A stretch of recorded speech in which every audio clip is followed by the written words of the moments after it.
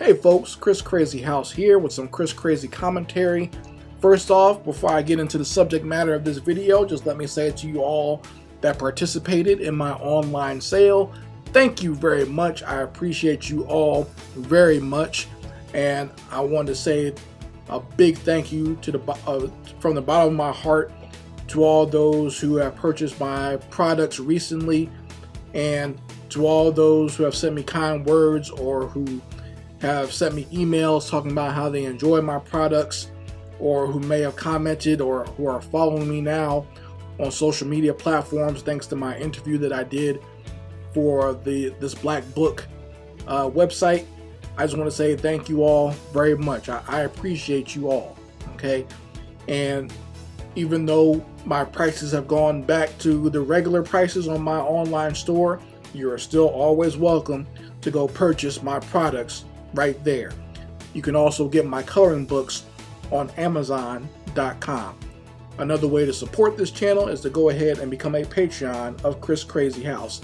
There are 3 tiers on there, and you can choose which one that you want to hop on to and get into. I appreciate you all who have done so far, and if you're on Patreon, let me know. I might follow you on there, or maybe you have something that I want to become a Patreon of. Make sure you do that in the comment section. I'll allow you to post a link to your Patreon in the comment section. But today, the subject I wanted to talk about was a meme that I posted on my Instagram. And for those who are not following me on Instagram, you can do so. All of my links to all of my social media are always on my website. They are always on my comment section here and always in my description box, so that way you'll always be able to follow me on different parts of social media. But the meme that I posted was basically talking about how pop culture things like anime were viewed when we were younger as opposed to how they're viewed now. And it's a funny meme, by the way. You have these group of black people on one side, and you got kind of like the nerdy black dude on the other side, and the group of black people are saying like anime was cool this whole time, we're sorry. And the nerd says, sorry for what? And they said, sorry for teasing you about your interests and hobbies. And the nerd says, F all y'all, and it has the name of the person who made this meme. But I posted it up, or I reposted it, and people seem to really enjoy this meme. A lot of people, they felt this very much so. So if you were a black person, especially if you were a young black person during the 80s or 90s when anime was not popular at all, or some people didn't even know what it was, then I can see how this meme would hit close to home. It definitely hit close home to me. Now, to be honest, I never really got teased so much for liking this stuff. People might have thought it was a little weird and they just weren't into it. And I just kind of felt like I was kind of alone on this. Like there are very few people that I could share that I was into these cartoons about. Like I would try to show them to other people, but no one else was into it like I was. Even if they watched it and thought maybe 1 or 2 things were cool, they still wouldn't want to watch certain things. And just to let you know, I come from the era where anime was not, it wasn't as kid friendly as it is now. Like we got a lot of stuff, like during my time where I really got into anime was during like the late 80s, early 90s, and it was more of an underground thing. So we got a lot of stuff that was kind of, I guess you could say, subversive. So like I remember I grew up on anime like Ninja Scroll, Fist of the North Star, Legend of the Overfiend, Bio Booster Armor Guyver. And Bio Booster Armor Guyver is probably the nicest of all those as far as like putting it up against other animes from that time, but it still was very violent. I'm used to seeing anime where people get sliced in half, or their guts fly out, or heads fly off, or whatever, and just violent scenes, or scenes where there's nudity, stuff like that. I remember even in the animated Street Fighter 2 movie, there was some nudity. They had Chun-Li taking a shower. So that's what I'm used to as far as the anime that I used to watch back in the day.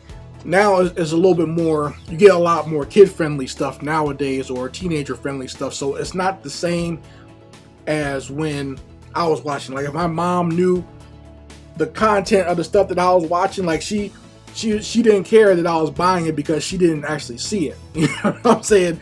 She never saw Ninja Scroll, so she didn't know that there's violence, sex scenes, rape scenes, and everything else in there, right? So for her, it wasn't that big of a deal. She just thought, you know, my son is into animation anyway, so why not let him watch animation from Japan too?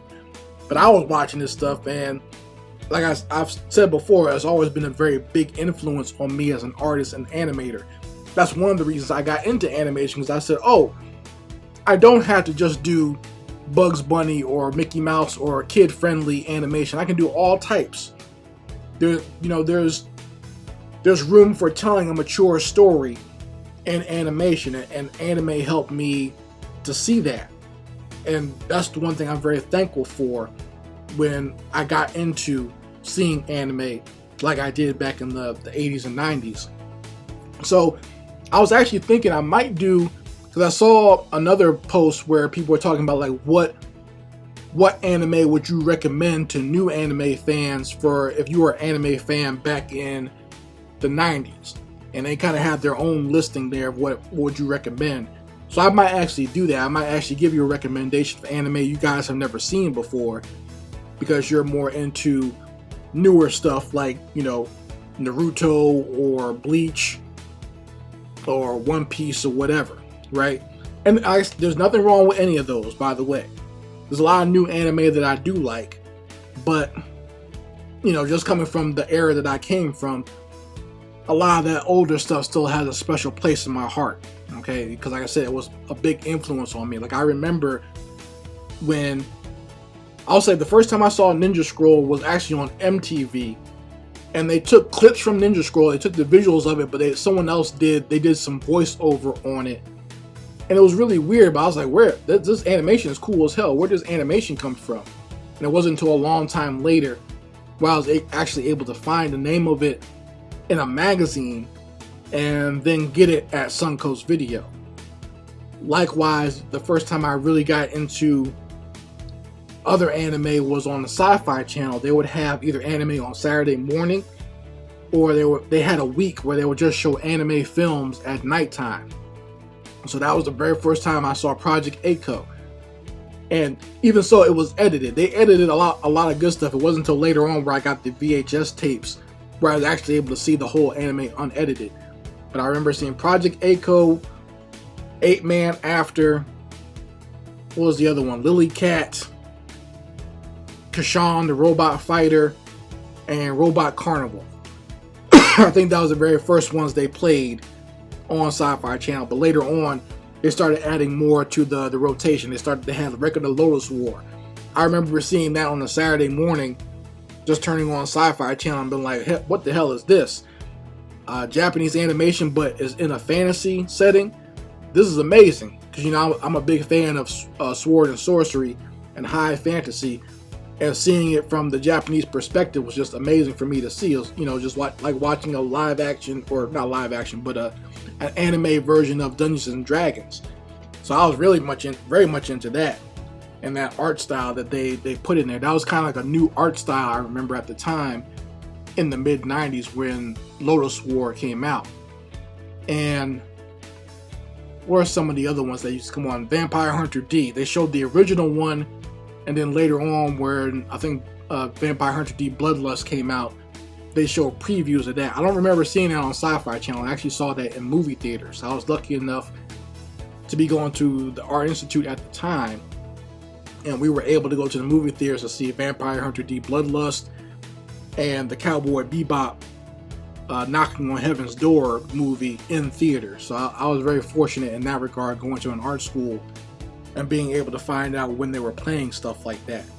So, you know, like I said, I might go ahead and do like a real actual list. And I might have to do 2 lists. I'll do one list of anime that I would recommend watching that's kind of safe to watch. And then I might do like one that's just kind of like the hardcore stuff. And I might have to make that an adult YouTube video, because some of the stuff that I had to talk about that goes on in those films is stuff you might not want a child to see. Like Legend of the Overfiend is definitely one I would not recommend for children, not whatsoever, because that'll warp a child's mind. They won't know what the heck's going on, and even I think that will actually make your average anime fan nowadays cry. You know what I mean? Like that. the anime fans today are a little bit softer, a little bit more good-natured. They won't know what hit them if they watch something like Legend of the Overfiend.